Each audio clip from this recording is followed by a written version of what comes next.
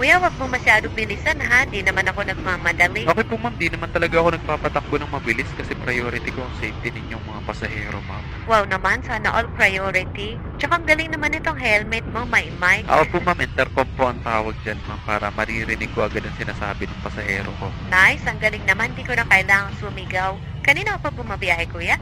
Kanina pa po ma'am, umaga. Kanina pang umaga? Wow, ang sipag mo naman. Pero in fairness ha, mabango ka pa rin. Ay, umuwi po kasi ako kanina ma'am para kumain at maligo. Ngayon palang bango-bango mo pa rin. Yung nasakyan ko kasi kahapon, amoy bagoong na eh. Ang swerte ko pala ngayong gabi, mabango ang rider na nabook ko. Ganun po po ma'am, salamat po. Opo ma'am, malapit lang din dito. Sana ikaw lagi ang mabook ko. Depende yun ma'am, madami kasi kami mga rider dito eh. Oo nga eh, kaya iba-iba lagi ang nasasakyan ko araw-araw. Pero sa lahat ng yun, ikaw ang pinaka-pogi. Ako ma'am, di naman po pero salamat.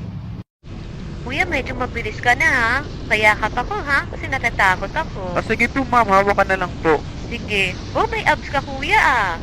Ganyan talaga yan ma'am, nag-gym kasi ako bago ako pumasada eh. Wow, kaya pala ang macho mo kuya, nag-gym ka pala. At ang bango mo talaga. Anong gamit mong pabango? Di pa ako nagpapabango ma'am, downy lang po yan. Kuya, pasensya ka na sa akin ha. Okay lang po ma'am.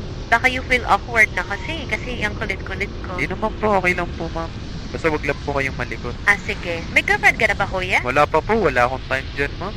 Busy sa work eh. Oh, napakasipag mo naman. Ilan taon ka na ba? 22 po ma'am. Oh, bata ka pa pala. Ay, hello, muna na kuya. May kapote ako dito ma'am, gusto mo bang magkapote? Wag na, mababasa din ako niyan eh. Tsaka pwede bang idiretso mo na lang ako sa Sogo? Sogo? Sogo Hotel po? Oo kuya, kasi mababasa sapatos ko eh. May shoe cover ako dito ma'am para di mabasa sa sapatos mo. Wag na kuya, diretso mo na lang sa Sogo. Samahan mo na din ako, magpatila muna tayo ng ulan. Naku ma'am, bawal po sa amin yan eh. Mapapagalitan ako pag nalaman. Sige na kuya, saglit lang naman tayo eh. Tsaka umuulan na oh, patila lang tayo saglit. Babayaran na lang kita ng doble para sa pag-aantay.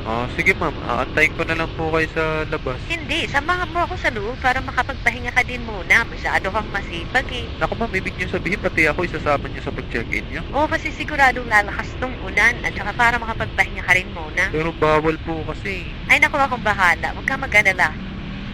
Pasay na to, di ba? Opo ma'am. Sa Rotonda Hotel na lang tayo magpatila ng ulan, kuya, para medyo mura-mura. Ma'am, di naman na po umuulan.